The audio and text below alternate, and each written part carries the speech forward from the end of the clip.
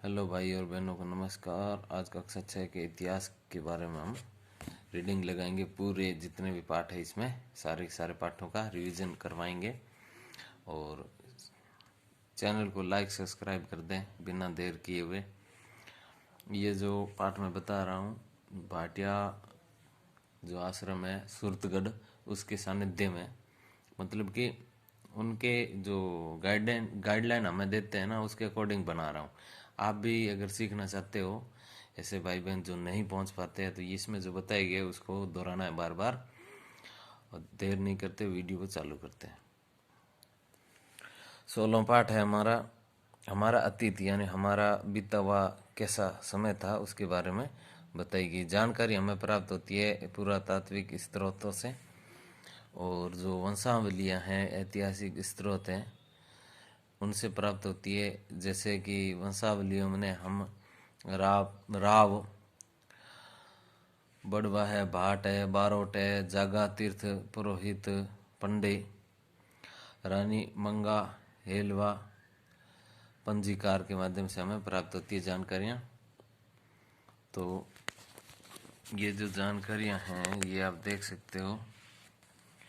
40 लाख वर्ष पूर्व की बात बताई गई, यानी कि अन्य खोपड़ियाँ हड्डियाँ जो प्राप्त होती है उनके माध्यम से ये जानकारी प्राप्त होती है। 10,000 पूर्व का जो काल है उसको पूरा ऐतिहासिक काल बताते हैं।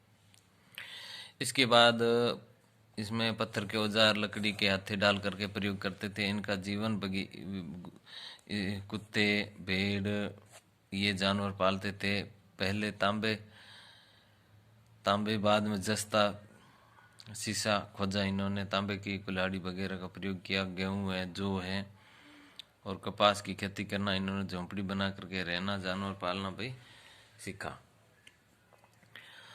ये एक दूसरे को वस्तु अपनी देते थे, जैसा कि सिंधु सरस्वती जो सभ्यता है उसमें हमें साफ देखने को मिलता है। सिंधु घाटी जो सभ्यता है उसके अंदर पंजाब के हड़प्पा तत्पश्चात सिंधु जो मोहनजोदड़ो नामक स्थान पर खुदाई हुई 1922 में, और इसके बाद में मोहनजोदड़ो, हड़प्पा है, कोटदीजी, चनूदड़ो वर्तमान पाकिस्तान में, पंजाब के भारत के पंजाब में चंडीगढ़ के पास रोपड़ है, गुजरात के लोथल धोलावीरा है, राजस्थान हनुमानगढ़ जिले के पास है कालीबंगा।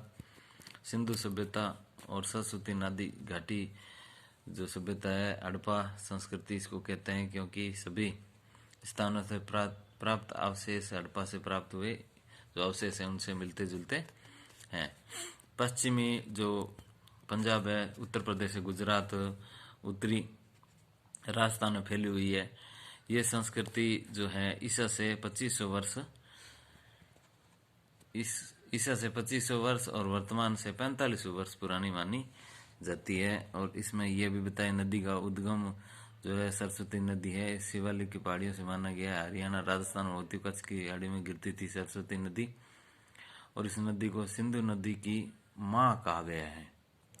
नगर निर्माण की योजना बहुत ही बढ़िया थी। मोहनजोदड़ो दोनों नगर ऐसे दुर्ग थे, शासक परिवार जिसमें रहते थे, और इसके बाहर एक और था जो निम्न स्तर का शहर था, और समकोण और आयताकार खंडों में विभाजित था। सड़कें समकोण पर काटती थी। धान्यागार थे, कांसे, तांबे, टीन आदि की वस्तुएं बनाते थे। कुएं भी प्राप्त हुए। एक शासक वर्ग जो दुर्ग में रहते थे, व्यापारी जो दूसरे के शहरी जो भाग हैं वहाँ पर रहते थे। तीसरा मजदूरी जो वर्ग हैं वो आसपास के किसानों जो पैदा करते थे गांव में रहते थे। सिंधु सरस्वती सभ्यता का लुप्त होने का जो ऐसा माना जाता है कि संस्कृति सभ्यता 1000 वर्ष तक बनी रही, और शायद बाढ़ या किसी बीमारी के कारण यह समाप्त हुई होगी। तो कुछ सभ्यताएं विश्व की और भी हैं, जैसे मिस्र की नील नदी घाटी सभ्यता है अफ्रीका के उत्तर पश्चिम क्षेत्र में नील नदी के किनारे पर। और इसके बाद में मेसोपोटामिया की दजला फरात सभ्यता है वर्तमान इराक के दोआब मेसोपोटामिया स्थान पर दजला फरात नदियाँ के भूभाग पर सभ्यता विकसित हुई, और इसी क्षेत्र में सुमेरिया, बेबीलोनिया और एसीरिया आदि सभ्यता का विकास हुआ। चीन की जो हवाएडो नदी सभ्यता है, चीन की हवा अडोहो नदी के निचले हिस्से के मैदानी इलाकों में जहां पर उपजाऊ दोमट मिट्टी पाई जाती है, सभ्यता का विकास हुआ। राजस्थान की कुछ सभ्यताएं हैं। कालीबंगा हनुमानगढ़ जिले में है।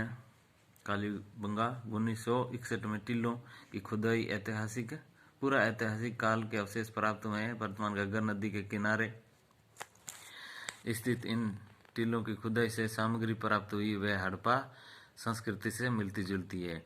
और इसके बाद में आहड़ है, उदयपुर की बेड़स नदी के किनारे ताम्रवत नगरी के नाम से प्रसिद्ध है। इसी बस्ती की पूर्व दिशा में मिट्टी के टीलों पर खुदाई पाषाण युग और ताम्र युग के पत्थर, तांबे मिट्टी के बर्तन भी मिले हैं। उदयपुर से 95 किमी उत्तर में गिलूंड राजस्थान नामक एक स्थान पर गिलूंड सभ्यता प्राप्त हुई है। तो इस प्रकार यह आहड़ एवं गिलूंड दोनों ही सभ्यता आहड़ संस्कृति के नाम से जानी जाती है। बागौर भीलवाड़ा जिले के कोठारी नदी के किनारे हैं।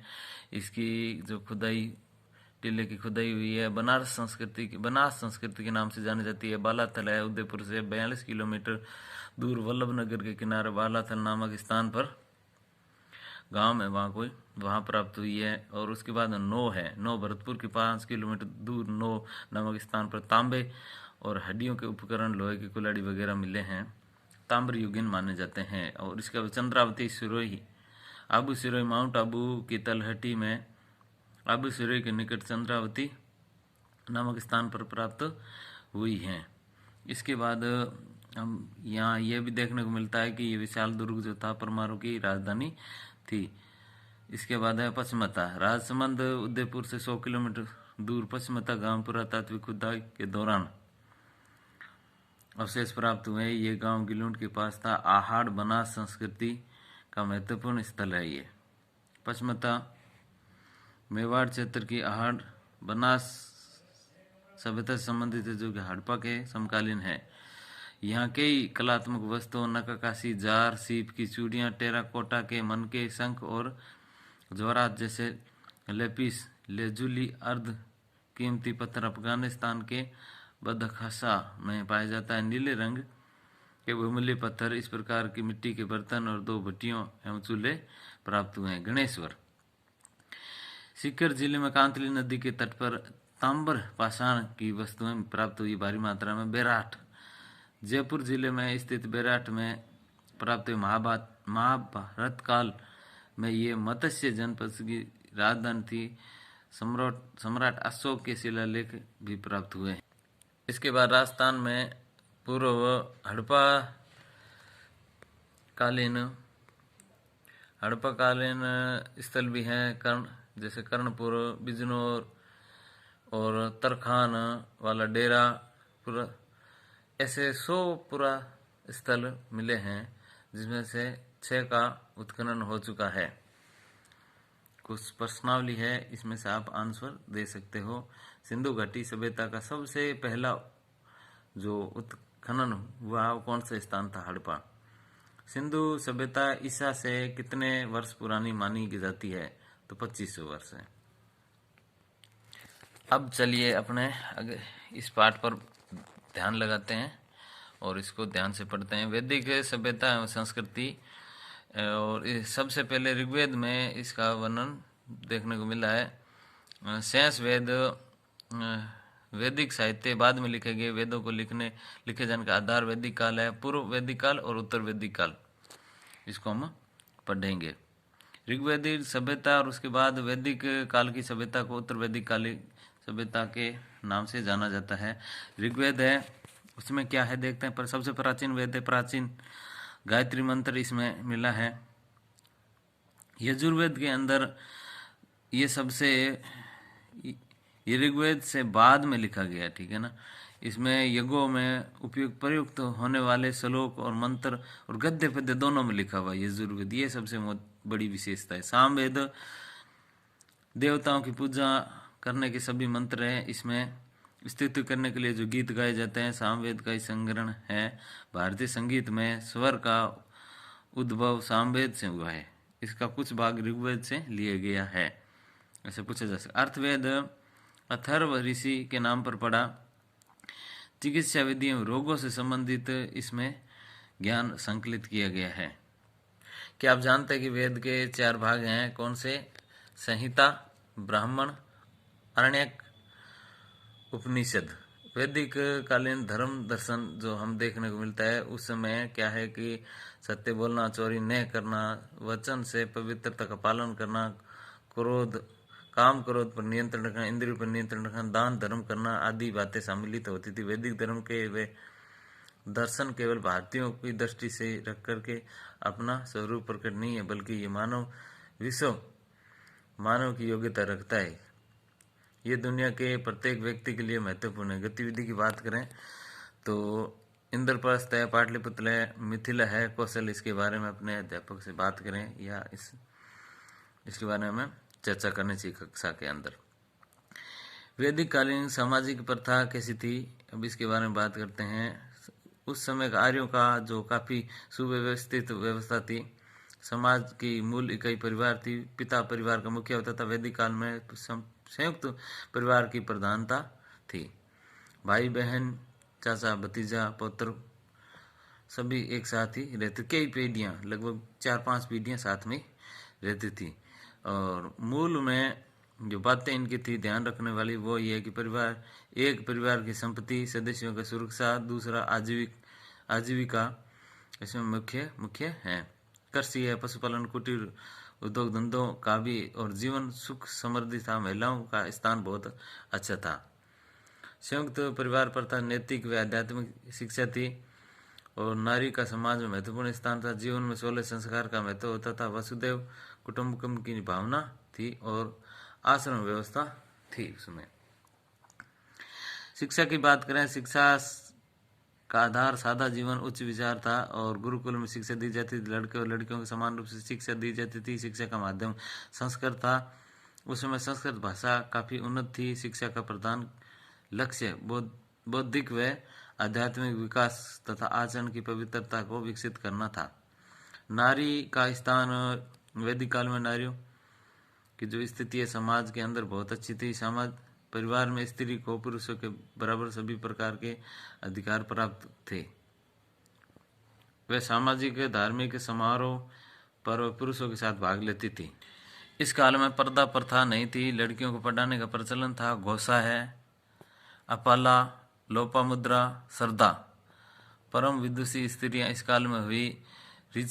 ऋचाओं की रचना की। यत्र नार्य स्तु पूज्यन्ते रमते तत्र देवता, ये लोकोक्ति उस समय काफी कारगर सिद्ध हुई।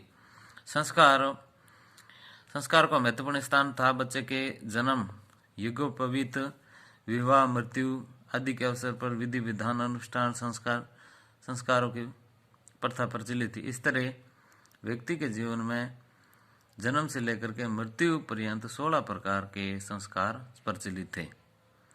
स्त्री और दोनों भाग लेते थे। इसमें अधिकांश संस्कार मंत्रोच्चारण यज्ञ के साथ संपन्न होते थे। बाल विवाह उस समय नहीं होती थी। एक पत्नी प्रथा उस समय प्रचलन में थी, जो कि आज भी हिंदू परिवारों में ये संस्कार चल रहा है।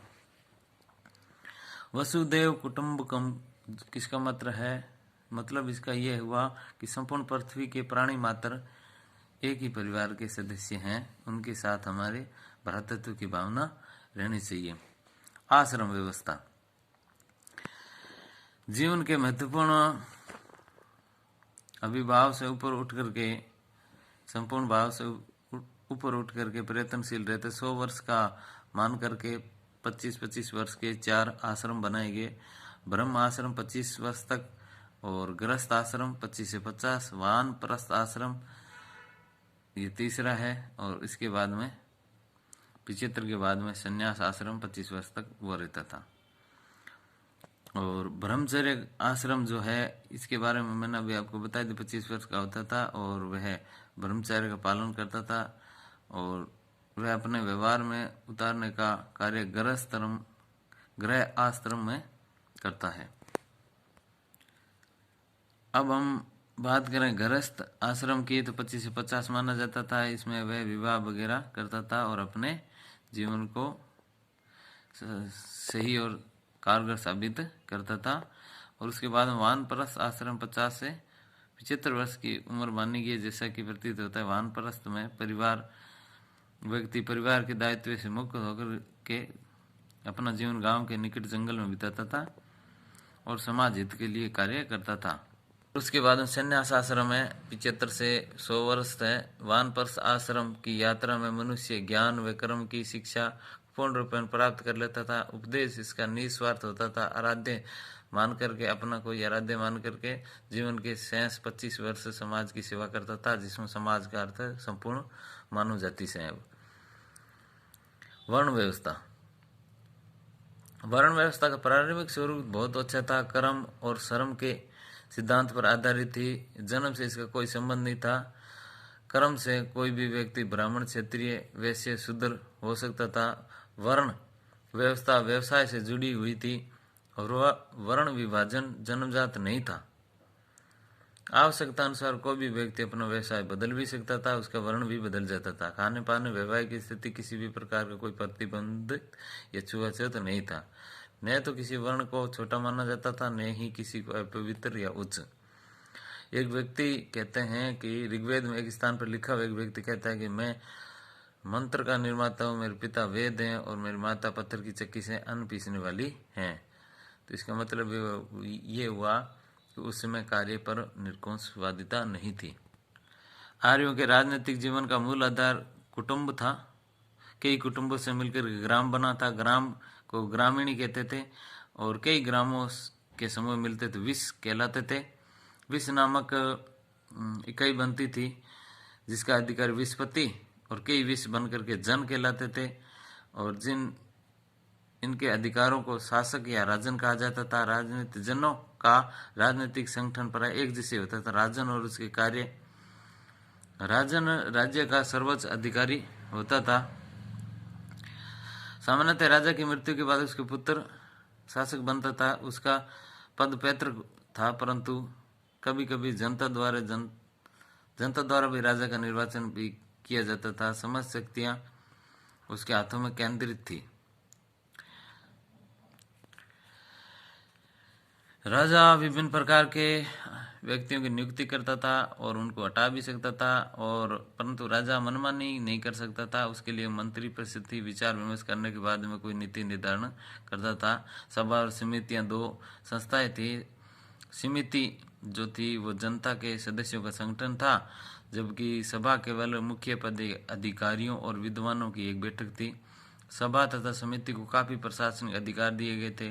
वे राजा को पदच्युत निर्वाचित कर सकती थी, हटा सकती थी। वे राजा को शासन कार्य चलाने में सहायता करती थी, उसकी राजा की शक्तियों पर अंकुश रखती थी। शक्तिशाली राजा भी इन सभा और समिति की अवहेलना नहीं कर सकता था।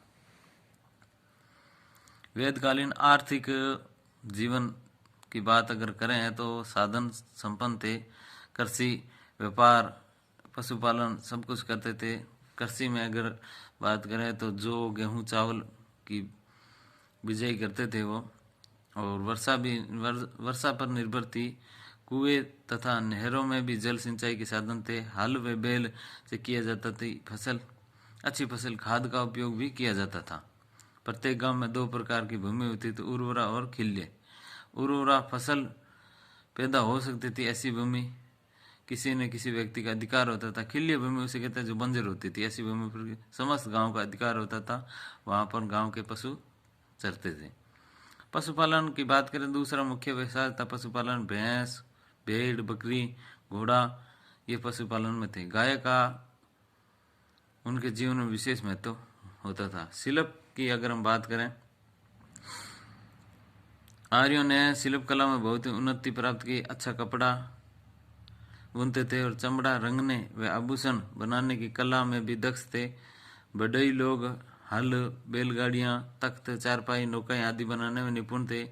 लोहार, सुनार, कुम्हार आदि का कार्य भी करते थे। वेद भी थे जो कि चिकित्सा का कार्य करते थे। इन लोगों के धंधे के संबंध में विशेष बात यह है कि किसी भी शिल्पी को हीन नहीं समझा जाता था। शिल्पकार समाज में आदरणीय थे। आर्य लोग व्यापार भी करते थे। व्यापारी वर्ग को पणी कहा जाता था, ये इंपॉर्टेंट है, पणी। जल और स्थल मार्ग दोनों से होता था और उस समय वस्तु विनिमय प्रचलित था, यानी कि पैसे वगैरह उस समय नहीं थे, वस्तु के बदले वस्तु दिया लिया करते थे। और उन दिनों निष्क नामक सिक्का भी प्रचलन में था। सिक्का की अगर बात करें निष्क, तो ये वैदिक कालीन की बात है। स्वर्ण निर्मित इस सिक्के का प्रयोग मुद्रा के रूप में किया जाता था। उस समय वस्तुएं जैसे ऊंटों, छकड़ों, घोड़ों के द्वारा एक स्थान से दूसरे स्थान पर ले जाई जाती थी।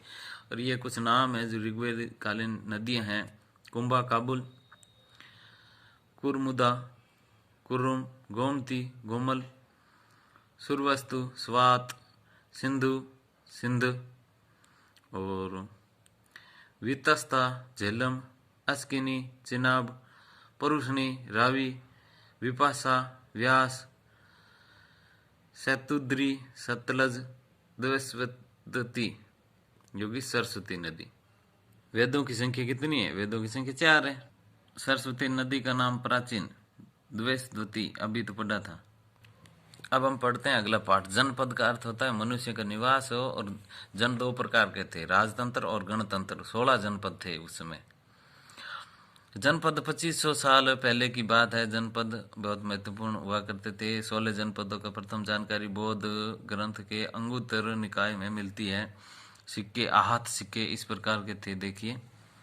और ये आपके जनपद है, ये रहा। इसको भी मैं ट्रिक के माध्यम से बताऊंगा बाद में। ये कंबोज है, गंधार है, कुरु है, मत्स्य है, सूरसेन है, अवस्थी है, चेदी है, वत्स है, पंचाल है, मल है, कौशल है, वज्जी है, अंग है, मगध है, काशी है, और ये सूरसेन है, और ये कुरु है। कुरु हरियाणा के क्षेत्र में पड़ता है।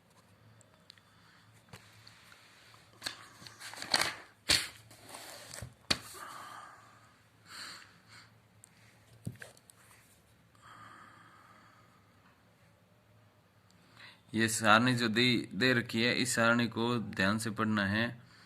और ये जो जनपद हैं उनकी राजधानी महत्वपूर्ण है, ठीक है ना। अंग की चंपा, अंग की चंपा, और इनका स्थान सामने दे रखा है। वीडियो ज़्यादा बड़ा हो जाएगा, इसलिए मैं शॉर्ट में बता रहा हूँ। मगध की पाटलिपुत्र, काशी की वाराणसी, कौशल की श्रावस्ती, वज्जी की वैशाली, और मल्ल की कुशीनारा पावा 2 थी, और चेदी की शक्तिशाली, और वत्स की कौशाम्बी, और कुरु इंद्रप्रस्थ, वाचाल, अछित्रपुर, क्षेत्रम, ये नागौर थी, ठीक है, कांपिल्य, और मत्स्य की राजधानी विराटनगर, और सूरसेन की राजधानी मथुरा, अस्मक की पोतैन, अवनंती की 2 थी, उज्जैनी और महेशमती, कंबोज की राजपुर, गंधार की तक्षशिला। इसको आप स्क्रीनशॉट लेकर के देर से बाद में पढ़ लेना।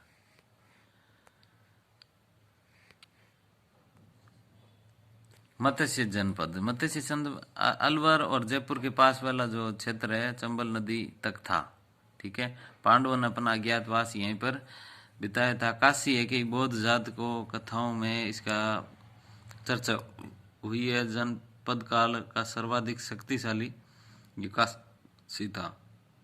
राजधानी इसकी वाराणसी थी, काशी वाराणसी। अंत होते होते कौशल राज्य में विलीन हो गया। कौशल जो है अवध क्षेत्र था। रामायण में इसकी अयोध्या राजधानी बताई गई है।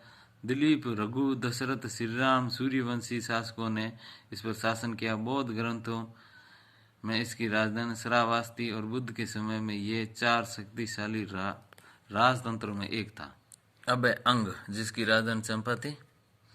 मगध के पश्चिम में स्थित था। बिहार के मुंगेर और भागलपुर जिले इसमें सम्मिलित है। वर्तमान के आधुनिक अंग और मगध के मध्य निरंतर संघर्ष हुआ, और अंततः मगध इसमें विलीन हो गया। ये मगध में विलीन हो गया, सॉरी, अंत में ये मगध में विलीन हो गया। मगध की बात करें, राज्य का अधिकार क्षेत्र बड़े आधुनिक जो बिहार पटना का क्षेत्र है वहाँ का था। यहाँ की वज्र पहली राजधानी और बाद में राजगृह व पाटलिपुत्र थी। शक्तिशाली राजतंत्रों में एक था वज्जी। गंगा नदी के उत्तर नेपाल की पहाड़ियों तक विस्तृत, पश्चिम में गंडक नदी इसकी सीमा बनाती थी। ठीक है ना। कोसी और महानदी के तटवर्ती जो इलाके हैं वो जंगल है, इसमें आता था। ये संघात्मक गणराज्य था, 8 कुलों में बना था। ये राजधानी वैशाली और बुद्ध और महावीर काल में यह अत्यंत शक्तिशाली गणराज्य था और बाद में ये राज्य एक प्रदेश बना दिए गए इसको। मल की राजधानी कुशीनरा है और मल होता है, मल की राजधानी। कुश्ती कैसे याद रखोगे? मल योद्धा होता है ना, पहलवान होता है, वो कुश्ती करता है ना, इस ऐसे उसकी राजधानी याद रख सकते। दूसरी राजधानी पावा होती है। और मल्ल राज्य अंततः मगध द्वारा जीत लिया गया। चेदी, ये राज्य बुंदेलखंड के पश्चिमी भाग में स्थित था। इसकी राजधानी शक्तमती, जिसे बौद्ध साक्ष्य में सोथवती कहा गया है। चेदी लोगों का उल्लेख ऋग्वेद में मिलता है। भारत में भी राजा के शिशुपाल का उल्लेख इसके शासनकाल में राज्य ने बहुत उन्नति की थी। इसी समय इस वंश की एक शाखा कलिंग में स्थापित हुई। वो वत्स की बात करें हमें तो ये गंगा नदी के दक्षिण भाग, गंगा नदी के नीचे यानी दक्षिण में काशी कौशल पश्चिम में स्थित थे और इसकी राजधानी कौशाम्बी थी। कौशाम्बी इलाहाबाद से लगभग 48 किमी दूरी पर है। बुद्ध के समय यहाँ का राजा उदयन था और बड़ा शक्तिशाली और पराक्रमी राजा था, जिसकी मृत्यु मगध ने इस राज्य को हड़प लिया। मृत्यु के बाद वत्स का राज्य भी बुद्ध के समय 4 प्रमुख राजतंत्रों में एक था। कुरु की अगर बात करें तो ये दिल्ली के आसपास वाला इलाका था। दिल्ली हरियाणा के आसपास इलाका है ना, उसको कुरु। राजधानी इंद्रप्रस्थ, जिसकी स्मृति आज भी दिल्ली के निकट इंद्रप्रस्थ गांव में मिलती है। महाभारत काल का एक प्रसिद्ध हस्तिनापुर इस राज्य का एक अन्य प्रसिद्ध नगर था। हस्तिनापुर महाभारत वाला। पांचाल, इस जनपद का विस्तार आधुनिक बदायूं और फर्रुखाबाद जिले में रोहिलखंड और मध्य दोआब में था। ये 2 भागों में विभक्त था, उत्तरी पंचाल और दक्षिण पंचाल। उत्तरी पंचाल की राजधानी अहि क्षेत्र और दक्षिणी पंचाल की राजधानी काम्पिल्य थी। और सूरसेन की बात करें तो ये मथुरा इसकी राजधानी। महाभारत और पुराणों के राजवंशों में यदुवंशीय जो यादव थे उनकी ये शाखा थी, यानी कि राजवंश की ये जो यादव शाखा है उसमें श्री कृष्ण उत्पन्न हुए थे। अस्मक की बात करें तो गोदावरी तट पर स्थित था। राजधानी पोतली अथवा पोदनी थी। अवंती ने इसे अपने राज्य में मिला लिया था, अस्मक को अवंती ने। अवंती की बात करें तो ये उज्जैन वर्तमान जो भूप्रदेश नर्मदा जो घाटी का कुछ भाग आता है इसके अंदर। ये राज्य भी 2 भागों में विभाजित था। उत्तरी भाग की राजधानी उज्जैन थी और दक्षिण भाग की राजधानी महिष्मती थी। ये शक्तिशाली राजतंत्रों में शामिल था। मगध राज्य में सम्मिलित कर लिया गया बाद में। गांधार, ये राज्य वर्तमान पाकिस्तान के पेशावर रावलपिंडी के जिले पूर्वी अफगानिस्तान में स्थापित था। राज्य में कश्मीर घाटी और प्राचीन तक्षशिला का भूभाग भी आता था। इसकी राजधानी तक्षशिला थी और तक्षशिला का विश्वविद्यालय उस समय शिक्षा केंद्र का प्रमुख केंद्र था। कंबोज की बात करें, कंबोज का उल्लेख सदैव गांधार के साथ ही हुआ है। अतः यह महाजनपद गांधार राज्य से सटे हुए थे और भारत के पश्चिमोत्तर भाग, कश्मीर का उत्तरी भाग और पामीर तथा बदखशा के प्रदेश स्थित रहा है। राजपुर और द्वारका इस राज्य के 2 प्रमुख नगर थे। यह पहले एक राजतंत्र था किंतु बाद में यह गणतंत्र बन गया। अगर हम इनके व्यवस्था की बात करें तो राजा की बात करें, राजा को संभवतः गणपति कहा जाता था और उसे राजा भी कहते थे। निर्वाचित किया जाता था ये राजा अपने राज्य के लोगों की भलाई के लिए कार्य करता था। मंत्रिपरिषद की बात करें तो मंत्रिपरिषद गणपति को शासन चलाने में सलाह देती थी और उसकी सबसे महत्वपूर्ण इकाई मंत्री परिषद ही मानी जाती थी। परिषद की बात करें, यह वर्तमान जो लोकसभा है उसके समान होती थी। गणपति और परिषद शासन के बारे में जानकारी परिषद को जानकारी देते थे और परिषद के सदस्यों का चुनाव जनता करते थे और यहीं पर गणपति और मंत्रिपरिषद के सदस्य बैठते थे। सेना और पुलिस की बात अगर हम करें, सेना और पुलिस युद्ध के समय जनता सेना का साथ देती थी। बड़े बड़े नगरों और राजधानी की देखभाल के लिए पुलिस व्यवस्था भी थी। न्याय की व्यवस्था बहुत अच्छी थी। नीचे स्तर के न्यायालयों द्वारा किसी भी अपराध को घोषित हो जाने पर ऊपर जाने का अधिकार उनको मिल जाता था, भेज सकते थे। निर्दोष पाए जाने पर छोड़ देते थे। राजा न्याय का सर्वोच्च अधिकारी होता था। न्यायालय द्वारा अपराधी बताए जाने के बाद ही दंड देता था। कर और व्यय की अगर हम बात करें तो जनपदों के राजा विशाल किले बनाते थे, बड़ी सेना रखते थे। प्रचुर मात्रा में उनको कर्मचारी आवश्यकता तो रहती थी। अतः फिर इन लोगों के जनता के ऊपर उपहार पर निर्भर न रह करके अब नियमित रूप से कर वसूलना स्टार्ट इन्होंने कर दिया था। कृषि व्यापार व्यवसाय से कर लिया जाता था और वनों और खदानों से होने वाली आय राज्य को प्राप्त होती थी। मंत्री जो परिषद है, सेना और पुलिस का खर्च चलाया जाता था। समकालीन बौद्ध जैन साहित्य स्रोतों के आधार पर जानकारी मिलती है और इतिहास में 6ठी शताब्दी ईसा की एक महत्वपूर्ण परिवर्तन काल भी माना जाता है। इस काल में प्राय प्रारंभिक राज्यों को नगरों, लोहे का प्रयोग और सिक्कों के विकास के साथ जोड़ा जाता है। इसी काल में बौद्ध तथा जैन साहित्य सहित विभिन्न दार्शनिक विचारधाराओं का भी विकास हुआ। बौद्ध और जैन साहित्य के बारे में हम जानकारी प्राप्त करें। लगभग 700 ईसा पूर्व तक लोहा का प्रयोग पहले से अधिक होने लग गया। नए नए औजार वगैरह बनाने लगे। इन शहरों में अगर हम बात करें, इंद्रप्रस्थ, हस्तिनापुर, कौशाम्बी, बनारस आदि भी प्रसिद्ध हो गए। लोहा का प्रयोग कृषि के क्षेत्र में हुआ तो अत्यधिक उन्नति हुई और काफ़ी मात्रा में फायदे भी मिलने स्टार्ट हो गए। गंगा नदी के आसपास का इलाका भी महत्वपूर्ण इलाका था। लोहे अस्क यहाँ पर काफ़ी प्रचुर मात्रा में मिल जाता था। और मगध साम्राज्य का उदय का बात करें, 6ठी शताब्दी में मगध में 16 भारत में 16 महाजनपद थे। 16 में से मगध राजनीतिक, भौगोलिक और सामरिक दृष्टि से महत्वपूर्ण था, जो अन्य जनपदों को अपने में विलीन कर भारत के प्रथम विशाल साम्राज्य के रूप में विकसित हुआ। 6ठी शताब्दी ईसा पूर्व में लगभग 200 मील के भीतर मगध का साम्राज्य स्थापित हो गया। आधुनिक बिहार है आधुनिक बिहार के आसपास और ये सबसे शक्तिशाली जनपद बन गया। मगध की महत्ता के कुछ कारण दिए हुए हैं। यहाँ पर कुछ नदियाँ भी हैं, जैसे गंगा, सोम जैसी नदियाँ। यातायात क्षेत्र में भी काफ़ी उपजाऊ था ये भाग, खेती अच्छी होती थी। लोहास के भंडार भी थे यहाँ पर, अतः ये महत्वपूर्ण था। पहाड़ियों के बीच में बसा गिरिवज्र एक किले बंद शहर था, जिससे कि राजगृह पाटलिपुत्र की सामरिक दृष्टि से महत्वपूर्ण स्थान माना जाता है। राजगृह 5 पर्वत श्रृंखलाओं से घिरा हुआ था, जहाँ किसी भी शत्रु के लिए पहुंचना दुष्कर होता था।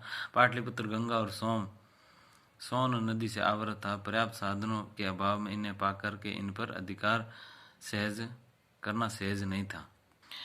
मगध के प्रमुख शासकों की बात करें हम, हर्यंक वंश के बिंबिसार अजात शत्रु हैं। शिशुनाग वंश में शिशुनाग है। नंद वंश में महापद नंद, घनानंद, ये दोनों थे। मगध साम्राज्य की समृद्धि और उत्थान जो है अजात शत्रु का बहुत बड़ा योगदान रहा। बाद में नंद वंश के शासकों ने देश के लिए एक विशाल सेना संगठित कर ली, शासन प्रणाली को जन्म दिया। इन्होंने पाटलिपुत्र को समस्त उत्तरी भाग का राजनीतिक केंद्र बना दिया। पाटलिपुत्र ने ही केवल राजनीतिक, शिक्षा, संस्कृति क्षेत्र में भी नंद राजाओं ने नाप तोल की नई प्रणाली को भी चलाया। बौद्ध जो साहित्य हैं और इतिहासकारों से पता चलता है कि ग्रीक प्रमाण भी मिलते हैं कि नंद वंश का राज्य बहुत ही विस्तृत था। इसमें कहा गया कि सिकंदर के समय व्यास नदी के आगे की शक्तिशाली जातियां एक साम्राज्य के अधीन थी और यहाँ राजधानी पाटलिपुत्र थी। नंदों के पास एक बहुत बड़ा कोष था, साथ ही विशाल सेना थी। इससे भयभीत होकर के सिकंदर की सेना भी व्यास नदी से आगे बढ़ने की हिम्मत नहीं की। नंद वंश के शासकों ने धन संचय करने और विशाल सेना रखने के लिए अत्यधिक कर लगा दिए। अब कर लगाने के कारण करों का बोझ अधिक होने से प्रजा को घृणा की दृष्टि से देखती थी प्रजा, और परिणाम स्वरूप असंतुष्ट वर्ग ने चंद्रगुप्त को अपना नेता बनाया, जिसने नंद वंश को समाप्त कर मौर्य साम्राज्य की स्थापना की। आहत सिक्के, प्राचीन भारतीय मुद्रा, संचय इकट्ठा करना, यूनानी ग्रीक जो यूनान देश के निवासी थे उनको कहते हैं। मत्स्य की राजधानी विराटनगर। दक्षिण भारत में स्थित जनपद कौन सा था? अस्मक। और 16 जनपदों में सबसे पहले उल्लेख किस ग्रंथ में? अंगुत्तर निकाय। ये प्रश्न बहुत बार आया हुआ है। अब हम चलते हैं 19वें पाठ, मौर्य और गुप्तकालीन भारत की बात करेंगे। मौर्य काल का महत्वपूर्ण स्थान है ही भारत में, ये सभी जानते हैं। मौर्य काल चतुर्थी शताब्दी ईसा पूर्वी से द्वितीय शताब्दी तक रहा। चंद्रगुप्त, बिंदुसार, अशोक जैसे महान शक्तिशाली राज्य स्थापित करने वाले राजा हुए। मौर्य साम्राज्य की स्थापना चाणक्य, विष्णुगुप्त का विशेष योगदान है। मौर्य साम्राज्य की स्थापना के पूर्व मगध पर नंदवंश के शासक घनानंद शासन किया करते थे, और पश्चिमी भाग पर छोटे छोटे राज्य थे। और सिकंदर ने जब भारत में पश्चिमी भाग पर आक्रमण किया, तब छोटे छोटे राज्यों ने उसका सहयोग किया। आचार्य चाणक्य संपूर्ण भारतवर्ष को एक सूत्र में बांधना चाहते थे, और उन्होंने बांधने का निश्चित रूप से सफलतम प्रयास भी किया। आचार्य चाणक्य जो हैं विष्णुगुप्त तक्षशिला विश्वविद्यालय के शिक्षक थे। मगध पर घनानंद का शासक था। प्रजा उसके राज्य से तरस थी। एक बार घनानंद के दरबार में गए और चाणक्य ने अपमान सहन नहीं हुआ इन्होंने, और राजा को कुशासन को समाप्त करने का निश्चय किया। तो राजा ने कहा कि आप शिक्षक हैं, अपनी चोटी का ख्याल रखें, और राज्य कैसे करना है वो हमें पता है। तो अपमानित होकर के चाणक्य चंद्रगुप्त को शिक्षा दे करके एक शक्तिशाली शासक बना करके अपनी अपमान का बदला लिया, और प्रतिज्ञा भी की कि मैं इस चोटी को खुला तब तक रखूंगा जब तक नंदवंश को समाप्त नहीं कर दूंगा, और उन्होंने करके भी दिखाया। और उन्होंने अर्थशास्त्र और राजनीतिक शास्त्र के विद्वान थे। अर्थशास्त्र नामक पुस्तक भी लिखी, जिनके अंदर राज व्यवस्था, प्रशासन प्रणाली की जानकारी प्राप्त होती है। आचार्य चाणक्य एक चतुर राजनीतिज्ञ और उन्हें कौटिल्य के नाम से भी जाना जाता है। अब है चंद्रगुप्त मौर्य। चंद्रगुप्त मौर्य की क्या क्या मेन बातें हैं वो देखेंगे। मौर्य 322 ईसा पूर्व नंदवंश के शासक घनानंद को परास्त करने के बाद में, और इसके पश्चात चंद्रगुप्त मौर्य ने सिकंदर के उत्तराधिकारी सेल्यूकस को बुरी तरह से पराजित किया। चंद्रगुप्त मौर्य को सेल्यूकस के कंधार, काबुल, हेरात प्रदेश एवं बलूचिस्तान का कुछ भाग प्राप्त हुआ। साथ ही सेल्यूकस की पुत्री का विवाह चंद्रगुप्त के साथ हुआ। सेल्यूकस ने मेगस्थनीज को चंद्रगुप्त के दरबार में भेजा, जो मगध की राजधानी पाटलिपुत्र में कई वर्षों तक रहा। मेगस्थनीज ने इंडिका नामक पुस्तक लिखी। मौर्य कालीन शासन व्यवस्था की जानकारी प्राप्त होती है। वर्तमान में इंडिका से हमें वास्तविक रूप तो नहीं मिलता, परंतु यूनानी लेखकों ने इंडिका के कुछ घटनाओं का अपने साहित्य में वर्णन किया। बिंदुसार ने अपने मेगस्थनीज ने इंडिका नामक पुस्तक लिखी, जो कि मौर्य शासन व्यवस्था पर प्रकाश डालता है। आज भी ये वास्तविक रूप में तो नहीं है, परंतु यूनानी लेखकों ने इनमें से कुछ घटनाओं को अपने ग्रंथों में समाहित किया है। चंद्रगुप्त मौर्य ने जीवन के अंतिम काल में बिंदुसार को राज्य सौंप दिया और जैन धर्म अपना लिया। चंद्रगुप्त ने भद्रबाहु को श्रवण बेलगोला में अपना गुरु बनाया और तप का मार्ग अपना लिया।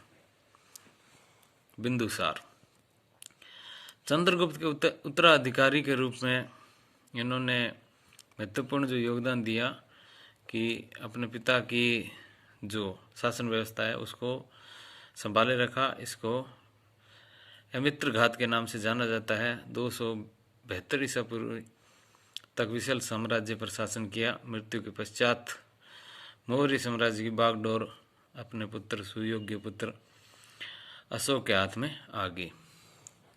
अशोक सम्राट। मौर्य सम्राट अशोक ने अपने शासन काल में प्रांतीय उपरेक्ता प्रशासन था। अपने पिता के शासन काल में अनुभव प्राप्त था और अशोक के अभिलेखों से पता चलता है। देवनागरी राजा अशोक लिखा है 269 ईसा पूर्व में मौर्य सम्राट बना अशोक और 30 वर्ष के शासन काल में उसने लगभग संपूर्ण भारतवर्ष को अपने अधीन कर लिया। मगध के पड़ोसी कलिंग का राजा शक्तिशाली था जिसे अशोक ने जीतना चाहा। इस कारण से अशोक ने कलिंग पर आक्रमण किया। ये अशोक का बैराट शिलालेख है जो कि जयपुर में है।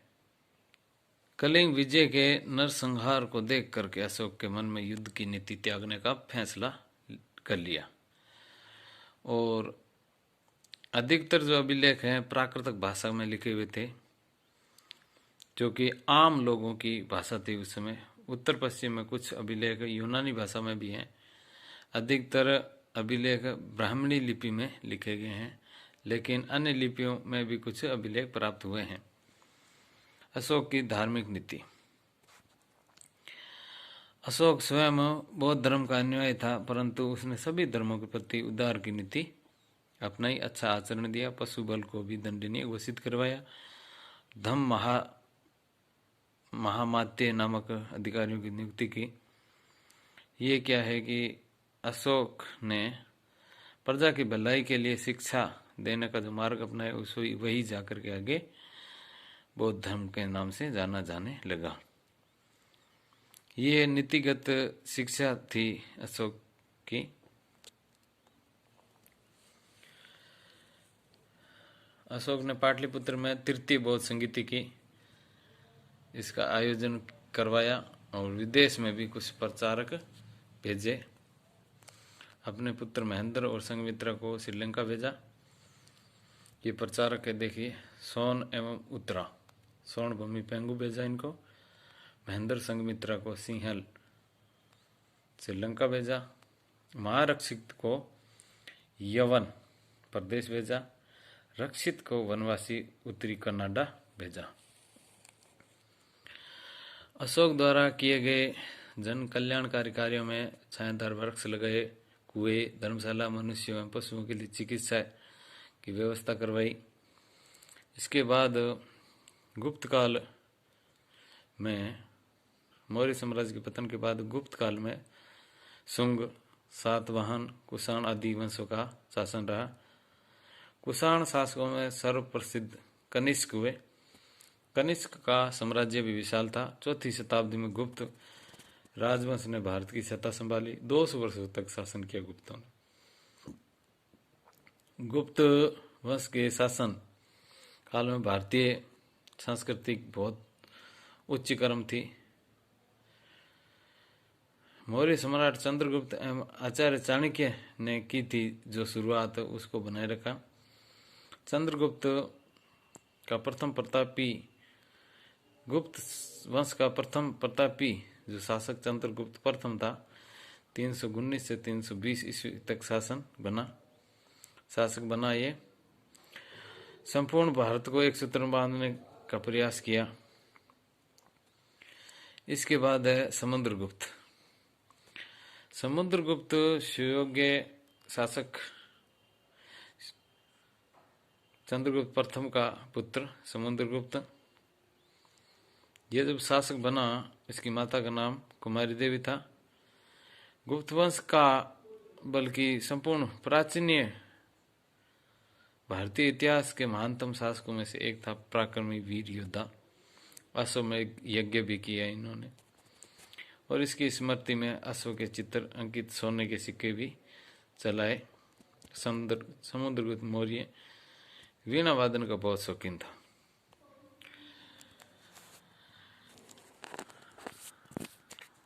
उसके दरबार में बहुत सारे कलाकार रहते थे। हरिसेन उसका मंत्री एवं लेखक था। प्रयागपस्थिति की रचना की थी। प्रयागपस्थिति से समुद्रगुप्त के विजयी अभियानों की जानकारी मिलती है। समुद्रगुप्त स्वयं एक संगीतज्ञ था। वह वीणा वादन का शौक रखता था। प्रजा पालक एवं धर्मनिष्ठ शासक था। वैदिक धर्म परंपराओं के अनुसार शासन किया उसने। अब है चंद्रगुप्त द्वितीय विक्रमादित्य। चंद्रगुप्त द्वितीय के समुद्रगुप्त के बाद चंद्रगुप्त द्वितीय शासक बना। अपने पिता की तरह योग्य, कला विद्या के संरक्षण, अद्वितीय योद्धा। उसने शक और कुषाण शासकों को पराजित किया और विक्रमादित्य की उपाधि धारण की इन्होंने। चंद्रगुप्त द्वितीय युद्ध क्षेत्र में जितना वीर रणकुशल था, शांति काल में उसने उतना ही अधिक कर्मठ, स्वयं विद्वान एवं विद्वानों का आश्रय दाता था। नवरत्न इसके नव मंडली में थे। महाकवि कालिदास, ध्वांतरी, छपणक, अमर सिंह, शंकु, बेताल, घटक पर, वराहमिहिर, विरुचि। चीनी यात्री फाहियान चंद्रगुप्त द्वितीय के शासनकाल में आया। फाहियान ने चंद्रगुप्त द्वितीय के शासन के बारे में लिखा कि प्रजा सुखी थी। राजा ने तो शारीरिक दंड देता था और न ही प्राण दंड देता था। कुछ नहीं, दंड नाम मात्र का था। चांडालों के अलावा कोई मांस से मदिरा का सेवन नहीं करता था। लोग घरों में ताले नहीं लगाते थे। ये गुप्त काल की सबसे बड़ी विशेषता है। चंद्रगुप्त द्वितीय का शासन काल प्रजा के सुख में एवं संबंधता से भरा था। इसलिए गुप्त वंश का शासन भारतीय इतिहास में स्वर्ण युग के माना जाता है। देवना प्रिय, देवताओं का प्रिय। ब्रह्मलिपि एक लिपि है, वर्तमान देवनागरिक लिपि से निकली है। अश्वमेध यज्ञ प्राचीन काल में शक्तिशाली राजाओं द्वारा किया जाता था। यह सब में यज्ञ कुछ प्रश्न।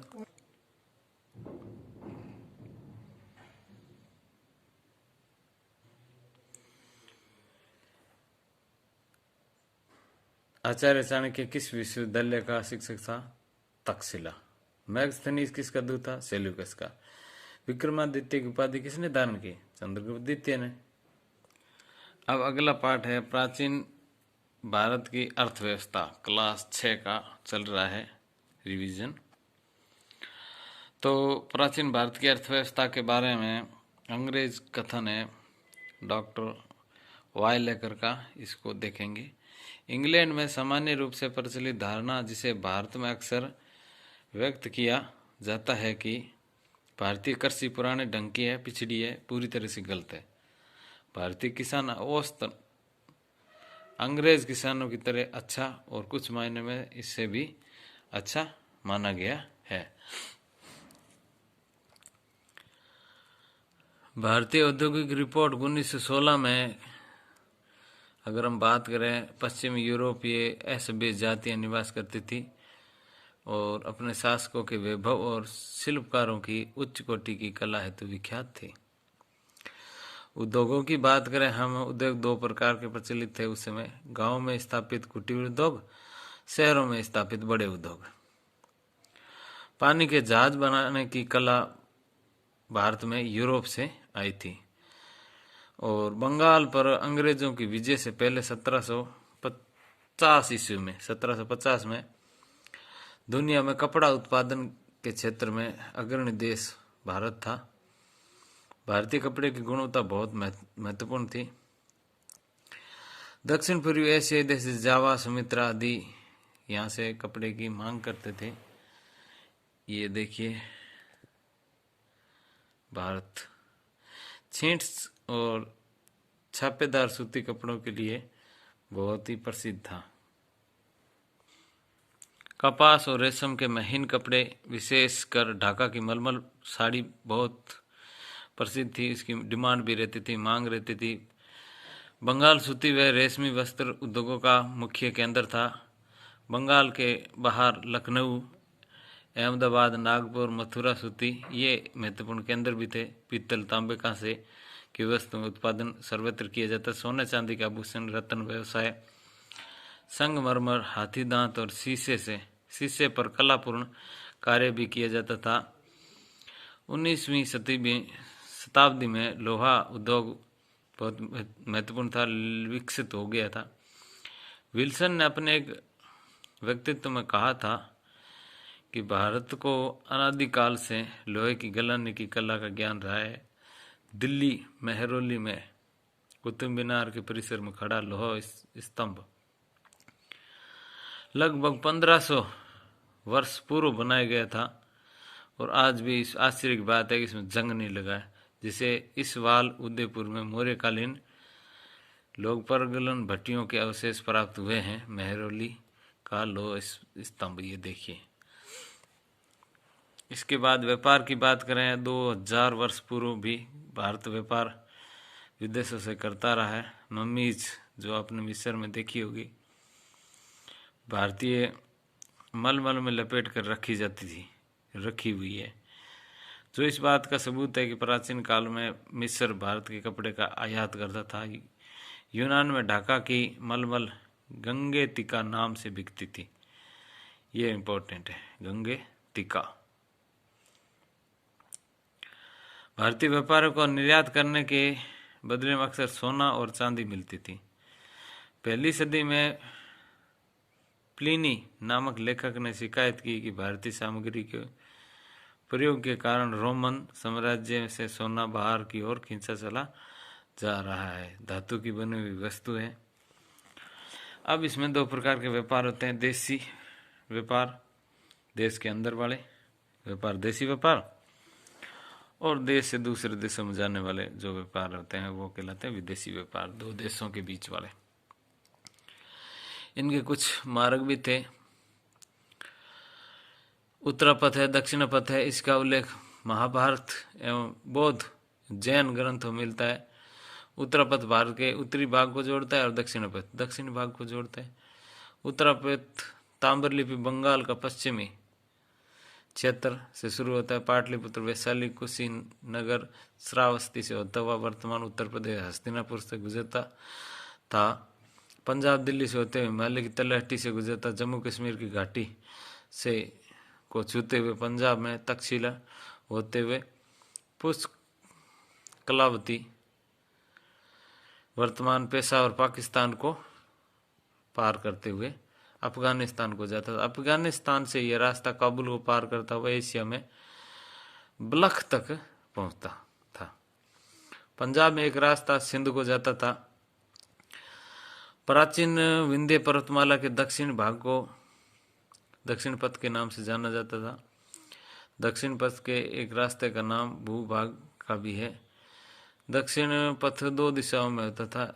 दिशा एक महाराष्ट्र में गोदावरी नदी के तट पर बसे शहर पैठण से बिहार के मुख्य शहरों की तरफ जाता था और दूसरी पैठण से पश्चिमी समुद्री तट की तरफ से गुजरता हुआ मध्य प्रदेश के नर्मदा की बात कर रही है, नर्मदा के तट पर महेश्वर व उज्जैन को पार करता हुआ आगे वह गोंडो का प्रदेश से निकल करके भीलसा, कोसम, साकेत, अयोध्या, श्रावस्ती, सेतानिया, कपिलवस्तु, पावापुरी, भोगनारा, वैशाली और राजगृह होते हुए जाता था। दक्षिण पथ अनेक पहाड़ी श्रृंखलाओं से होकर गुजरता था। इन पहाड़ों पर रहने के कारण व्यापारियों ने अनेक गुफाएं बना ली और नावों के भी काफिले चलते थे। चंपा और मिथिला से व्यापारियों नाव में सामान लाद करके ताम्रलिपि यानी कि बंगाल ले जाते थे। तो नावों से काफिले जो चलते थे कौन से थे आपको बताना पड़ेगा। नावों के भी काफिले जो थे चंपा और मिथिला से के व्यापारी जो है नाव से चलते थे। नक्शे को जूम करके देखना चाहो तो रोक करके नक्शे को देख सकते हो। ये नक्शा है भारत का उस समय का, देख लो। ठीक है, अब आगे चलते हैं।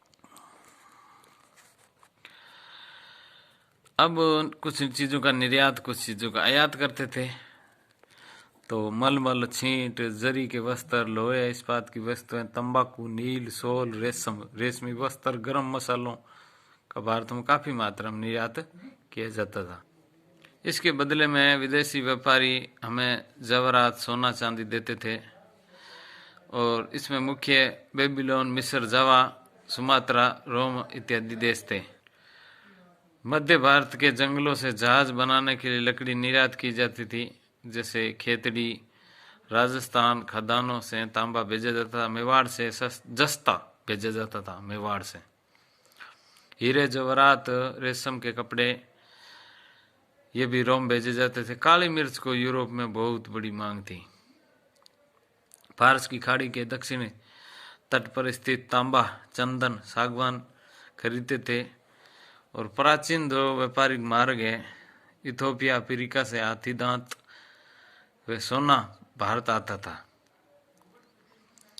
तो तीसरी ईस्वी सदी जो है, जब यो रोम का साम्राज्य कमजोर पड़ने लगा, भारत के व्यापारी एशिया से ज्यादा व्यापार करने लगे। सुवर्ण द्वीप, कंबोज आदि पर भारतीय बस्तियां बसने लगी। और लेखकों ने हिंद, चीन व हिंद एशिया में भारतीय व्यापारियों की बस्तियों को उल्लेख किया है। पूर्व में कलिंग देश के व्यापारी भी एशिया में आया जाया करते थे। प्राचीन भारत की अगर बात करें, अंतर्राष्ट्रीय बाजारों में भारत के रेशमी व सूती वस्त्रों के उत्पादन का काफ़ी बोलबाला था।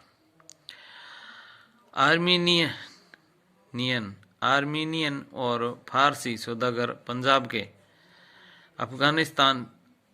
से अफगानिस्तान, पूर्वी फारस और मध्य एशिया के रास्ते यहाँ से चीज़ें लेकर के जाते थे।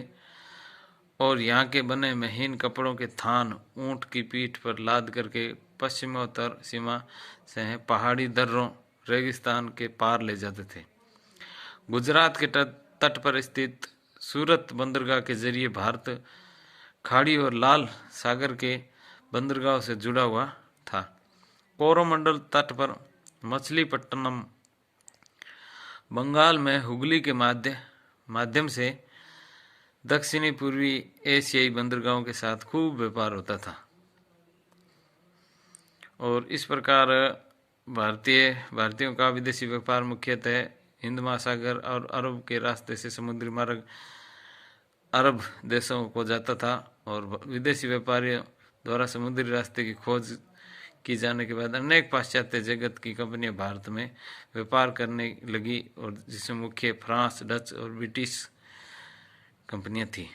ये भारत का नक्शा है उस समय का, प्राचीन भारत का समुद्री रास्ते इसमें देख सकते हो जूम करके। सुवर्ण जो द्वीप है उसको वर्तमान सुमात्रा है, उसको क्या कहा जाता था। कुछ प्रश्न उत्तर है, इसको जूम करके रोक करके आप इनके आंसर दे सकते हो पढ़ करके। अभ्यास प्रश्न है। भारतीय सांस्कृतिक विरासत। तो प्राचीन काल में स्तूप देखने को मिले हैं, गोलाकार टीले की सपूत स्तूप कहा जाता था। बौद्ध भिक्षुक इसमें रहते थे, जिसका शाब्दिक अर्थ टीला होता है। शाक्य मुनि गौतम बुद्ध ने अपने शिष्यों को कहा था कि उनके अवशेषों को स्तूप में रखा जाए। बुद्ध के अवशेषों को 8 भागों में बांटकर अलग अलग जगह पर स्तूप बना करके रखे। स्तूप में एक धातु मंजूषा में बुद्ध और बौद्ध भिक्षुकों के अवशेषों को रखकर मिट्टी के टीले में गाड़ दिया जाता था। स्तूप साधारणतः स्मारक न होकर पूजा स्थल के रूप में पवित्र माने जाते थे। और इसके चारों तरफ परिक्रमा जो की जाती थी उसको वेदिका बनाते थे। बना करके प्रदक्षिणा पथ का निर्माण किया जाता था। इसके ऊपर छत्र लगा दिया जाता था और गलियारे को प्रतिमाओं के माध्यम से सजा दिया जाता था। वर्तमान आंध्र प्रदेश में कृष्णा नदी के तट पर अमरावती शहर में अमरावती नाम से और श्वेत पाषाण संगमरमर से निर्मित एक स्तूप देखा जा सकता है। मध्य प्रदेश में सांची का स्तूप भी बहुत प्राचीन है। सांची का महास्तूप स्तूप अपने स्थान पर आज भी स्थित है, किंतु भारभूत स्तूप के अवशेष भारतीय संग्रहालय कोलकाता में रखे गए हैं। इन स्तूपों के अंदर भिक्षुक पढ़ाई किया करते थे, ठहरते थे, और ये गुफाएं भी कारले, भाजा, अजंता, एलोरा, कन्हैरी में देखने को मिलती है महाराष्ट्र में। बुद्ध जीवन की घटनाएं, बुद्ध जीवन के पूर्व जन्म की गाथाएं जो हैं, कथाएं हैं, उनको जातक कहते हैं। सांची का स्तूप देख लीजिए, ये है चैत्य, ये होते हैं चैत्य, ऐसे होते थे चैत्य। और उसके बाद अजंता की गुफाएं का भी हंगम्य दृश्य हैं। अजंता की गुफाओं के बारे में उदाहरण देखने को मिलता है महाराष्ट्र औरंगाबाद जिले में बाघोरा नदी की घाटी में पहाड़ काट करके 2री सदी ईस्वी में बनाए गए थे। ये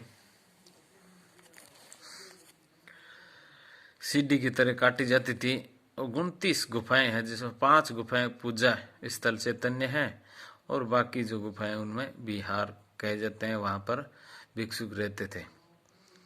490 ईस्वी के बाद अजंता की गुफाओं को त्याग दिया गया। ऐसा लगता है कि मानो अजंता की इस्तेमाल करने वाला सारा समुदाय ये स्थान छोड़ करके एलोरा चला गया हो। वेलूर भाषा में स्थानीय एलोरा को स्थानीय भाषा में वेलूर कहते हैं। उस समय के प्रमुख व्यापारिक मार्ग पर था। अजंता की एक गुफा का प्रवेश द्वार चैत्य गुफा कारले। अजंता में चित्र बनाने की विधि देखो कैसे होती थी।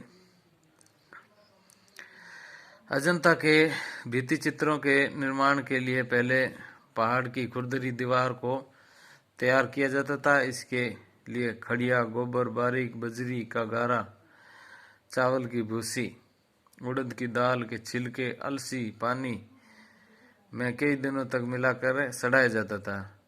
इन सभी को मिलाकर पीस करके पलस्तर हेतु गाढ़ा लेप बनाया जाता था। फिर तैयार कर दीवार पर 1 इंच मोटा पलस्तर कर दिया जाता था। इसके ऊपर अंडे के छिलके मोटाई के बराबर सफेद चूना का घोल चढ़ाया जाता था। इसके बाद लाल रंग की रेखाओं का कच्चा चित्र बनाकर इसमें रंग भर दिया जाता था। रंग भर देने के लिए काली रेखाओं का पक्का चित्र बन जाने के बाद उसे कन्नी से पीटा जाता था, जिससे रंग दीवार की गहराई तक बैठ जाता था। तत्पश्चात पूरे चित्र को चिकने पत्थर से घोट कर पालिश की जाती थी। इस विधि को फ्रेस्को भित्ति चित्र कहा जाता है। अजंता की गुफाओं में बने चित्र दुनिया भर में प्रसिद्ध है और यहाँ की चित्र परंपरा ने पूर्वी एशिया में जावा, सुमात्रा, मलेशिया, श्रीलंका, चीन और आदि चित्र परंपरा को बहुत प्रभावित किया है। अजंता गुफाओं के भीतर चैत्यों के निर्मित स्तूपों पर बुद्ध के चित्र और बुद्ध के समय की अनेक कथाओं का चित्रण किया गया है। रिक्त स्थानों को पुष्पीय अलंकरण अथवा पशु पक्षी की आकृतियों से बना दी जाती थी। ये देखिए अजंता की गुफाओं में बुद्ध निर्वाण की मूर्ति। हिंदुस्तान में मूर्तिकला के निर्माण का आरंभ सिंधु सरस्वती सभ्यता से प्राप्त मण शिल्पों, धातु, पाषाण निर्मित प्रतिमाओं से होता है। भारतीय मूर्तिकला का वास्तविक स्वरूप मौर्य काल से होता है।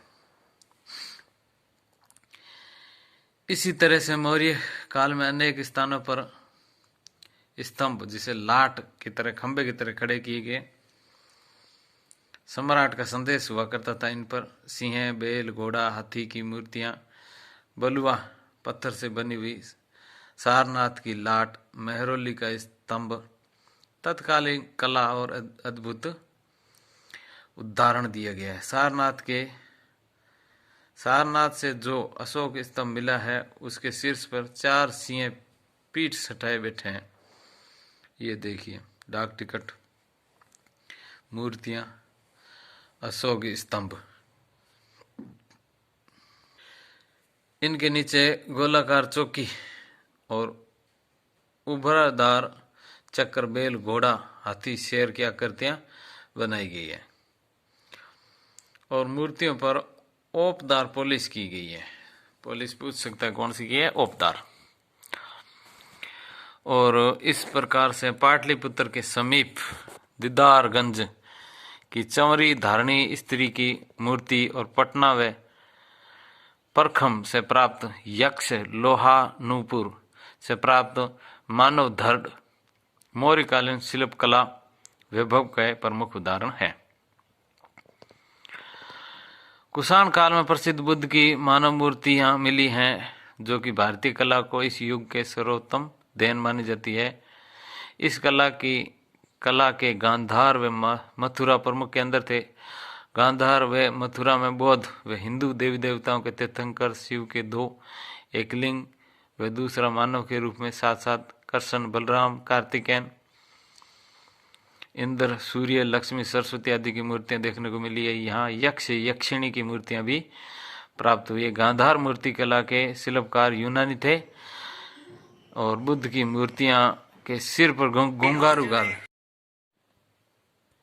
इस प्रकार से भारतीय इतिहास में मूर्ति कला का महत्वपूर्ण योगदान दिया।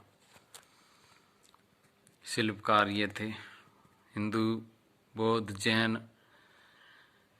और इस काल में बनी हुई मूर्तियों में हिंदू धर्म से संबंधित शेषनाग सैया पर विश्राम करते हुए विष्णु, देवगढ़ मंदिर, झांसी उत्तर प्रदेश, शिव पार्वती त्रिमूर्ति आदि प्रमुख है। सारनाथ इसी धर्म चक्र परिवर्तन की मुद्रा में पद्मासन, बुद्ध की प्रतिमा और अनेक जैन तीर्थंकरों की प्रतिमा इस काल में दिखी। साहित्य की अगर हम बात करें, साहित्य काव्य गिने चुने माने जाते हैं। वैदिक साहित्य के बारे में हम पहले ही जान चुके हैं कि पढ़ा नहीं जाता था बल्कि बोला और सुना जाता था। पीढ़ी दर पीढ़ी हस्तांतरित होता रहता है। इनको सही उच्चारण करके अगली पीढ़ी में संप्रेषित किया जाता था। साहित्य लिखने का प्रारंभ 4वीं शताब्दी ईस्वी में शुरू हुआ। तो प्राचीन भारत का साहित्य कई तरह का था। कुछ धर्म से संबंधित जैसे कि वैदिक साहित्य, कुछ धर्म को लेकर कहानियां, जातक कथाएं जिसके बारे में पहले जान चुके हैं। ये बुद्ध धर्म के पूर्व की जातक कथाएं हैं। धर्म के अलावा भी थे जो पुरानी यादों को ताजा करते हैं। रामायण और महाभारत प्रसिद्ध महाकाव्य। महर्षि वाल्मीकि द्वारा लिखित रामायण में अयोध्या के राजकुमार श्री राम के साहसिक कार्यों और उनके मर्यादा पुरुषोत्तम जीवन की गाथा है। श्री राम के जीवन की कथा है। हिंदुस्तान के अलावा पूर्वी एशिया में भी फैली हुई है। श्री राम की कथा हिंदुस्तान के कोने कोने में विराजमान है। महर्षि व्यास द्वारा रचित महाभारत में कुरु परिवार के बीच लड़े गए युद्ध का वर्णन है। महाभारत में ही कुरुक्षेत्र के युद्ध में कृष्ण द्वारा अर्जुन को दिए गए महासंदेश जो आज भी प्रासंगिक और भगवत गीता के रूप में संग्रहित है। हम अगली कक्षा में जान पाएंगे किस तरह गीता में भक्ति धारा का स्रोत निहित है। दक्षिण के मधुर शहर में तमिल भाषा के साहित्य को संगम साहित्य कहा जाता है। यह साहित्य आज भी जीवित है और संस्कृत में गुप्त काल में कवि कालिदास ने अनेक काव्यों की रचना की थी। उनके नाटक अभिज्ञान शकुंतलम विक्रमादित्य के शासनकाल में थे। ये कालिदास अपने काव्यों में संस्कृत और प्राकृतिक भाषा दोनों का इस्तेमाल किया। शिक्षित पात्र संस्कृत बोलते थे और बाकी प्राकृतिक बोलते थे। अब इनसे जुड़ी कुछ बातें हैं। विष्णु शर्मा पंचतंत्र की और कालिदास अभिज्ञान शकुंतलम, मेघदूत, ऋतु संहार, कुमार संभव, क्षुद्रक, मृगकटिकम अमर सिंह, अमर कोश, सम्राट हर्ष, रत्नावली नागानंद, प्रियदर्शिका, बाण भट्ट, हर्षचरित्र, इंग्लान आदिगल, ये शिल्पादिक्रम तमिल में लिखा हुआ है। शीतल सतनार, मणि मेखलाई तमिल में लिखी हुई है। इस प्रकार प्राचीन काल अत्यंत साहित्य उत्तम था। वेदों का ग्रंथ चरक ने लिखा, महान चिकित्सक था। दवाओं और बीमारी के इलाज का वर्णन किया गया है।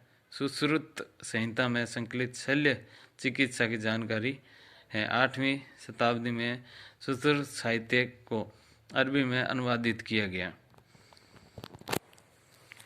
आर्यभट्ट, आर्यभट्ट ने भारत में खगोल शास्त्र के बारे में अभूतपूर्व ऐसी अद्वितीय जानकारी बताई है। आर्यभट्ट ने बताया कि पृथ्वी गोल है, पृथ्वी अपने ध्रुव पर घूमती है, पृथ्वी की छाया चंद्रमा पर पड़ती है, जो कि आज भी सिद्धांत संप्रासंगिक है। बौद्ध ग्रंथ है विनय पिटका, विनय पिटक, सुत्त पिटक, अभिधम्म पिटक, दर्शन व भिक्षुकों के नियमों का संग्रहण इसमें किया गया अभिधम्म पिटक में। और सुत्त पिटक में बुद्ध की शिक्षाएं हैं, और अभिधम्म पिटक में दर्शन व सांसारिक विषय। विनय पिटक में क्या है? भिक्षुकों हेतु नियम है विनय। और सुत्त पिटक में बुद्ध की शिक्षाएं हैं। अभिधम्म पिटक में क्या है? दर्शन व सांसारिक ज्ञान के विषय हैं। प्रदक्षिणा क्या होता है? परिक्रमा लगाने का रास्ता है। बौद्ध संत होते थे, उनको बौद्ध भिक्षु बोलते थे। अनुदित अनुवाद किया हुआ जातक कथाएं कौन सी होती थी? बुद्ध धर्म के, बुद्ध के पूर्व जन्म की गाथाएं को क्या बोलते? जातक कथाएं। संगम साहित्य क्या है? तमिल भाषा में रचा हुआ साहित्य संगम साहित्य। सैया क्या है? बिछौना है। नाटक क्या है? नाटक नाटक होता है। नर्तन नाच को कहते हैं। अगर आपके वीडियो अच्छा लगा हो, 6ठी क्लास के विषय में बताया हुआ संपूर्ण सिलेबस लगा हो अच्छा, तो सब्सक्राइब कर दो, लाइक कर दो, शेयर कर दो। धन्यवाद।